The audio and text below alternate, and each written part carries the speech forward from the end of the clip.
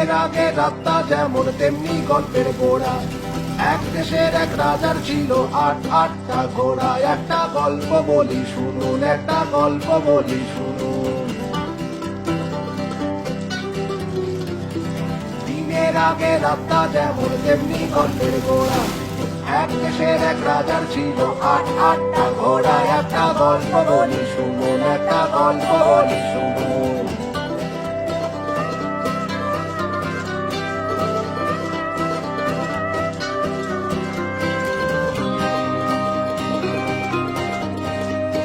সবটা ঘোড়ায় প্রাণপণ লড়ে জীবন টুকু বাকি।